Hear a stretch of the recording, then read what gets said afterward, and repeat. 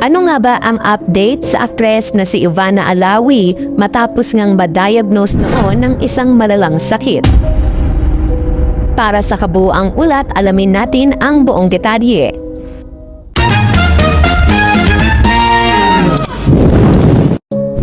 Muling naging sentro ng usapan sa mundo ng showbiz ang kalusugan ng aktres at vlogger na si Ivana Alawi matapos lumabas ang mga bagong detalye ukol sa kanyang naging kondisyon.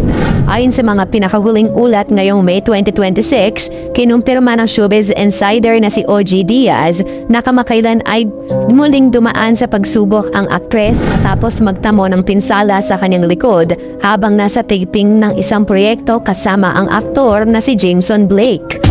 Nagugat ang pinsala sa kanyang umanong spine nang bumagsak o tumama ito sa gilid ng kama habang kinukunan ang isang eksena na naging dahilan upang siya ay maospital at sumailalim sa 3 buwang therapy. Bago ang insidenteng ito na may kinalaman sa kanyang trabaho, matatanda ang naging emosyonal din si Ivana noong huling bahagi ng 2024 nang ibinahagi niya ang isang seryosong medikal na karanasan. Sa kanyang inilabas na vlog noon, ipinadiwanag niya na itinuturing niyang pangalawang buhay ang kanyang kaligtasan matapos siyang isugod sa ospital dahil sa mga komplikasyon na may kaugnayan sa polycystic ovary syndrome o PCOS.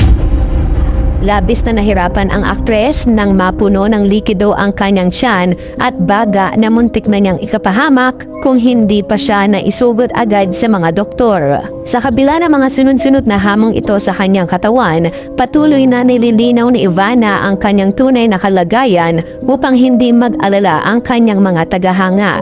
Noong nakaraang taon, mariin din niya pinabulaanan ang mga kumakalat na balita sa social media platform na nagsasabing siya ay may malubhang sakit tulad ng cancer.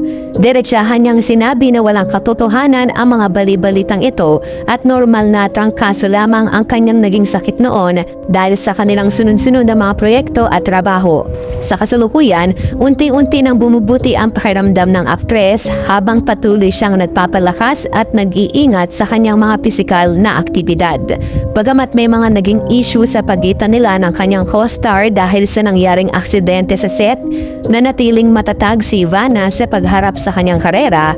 Nagpapasalamat naman ang kanyang mga taga-subaybay na maayos ang kanyang lagay at patuloy ang kanyang pagdaling mula sa mga nakaraang karamdaman at pinsala.